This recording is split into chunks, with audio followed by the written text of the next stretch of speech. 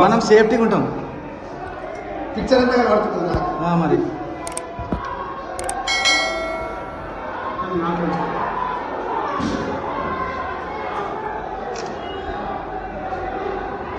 గాంధీ ఆడిన ఇదే ఉంటుంది.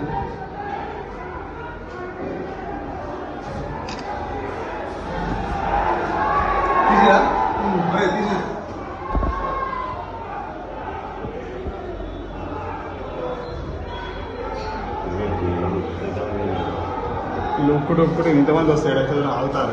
ఒకరు ఉన్నారు ఎవరన్నా ఎవరున్నారు? మనడేమో హారతి పళ్ళం మొత్తం రెడీ ఉన్నాడు.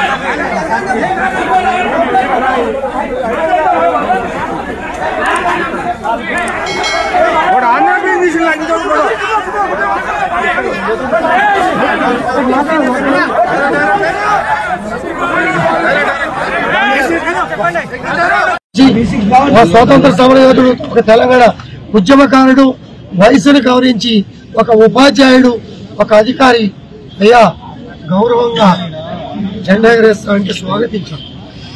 ఒక దుర్మార్గుడు, ఒక బ్రోకర్, ఒక కోవట్ జెండా ఎగరేస్తా అంటే సమాజం ఏ రకంగా చూస్తుందో అదే దృష్టిలో పెట్టుకుని నేను లైవ్ సార్ ఇప్పుడు కౌశిక్ రెడ్డి మాట్లాడిన విషయంలో బీఆర్ఎస్ నేతలకు ఏమన్నా మీరు చెప్పారా? కేసీఆర్ కో, కేటీఆర్ కో, లేకపోతే హరీష్ రావుకో?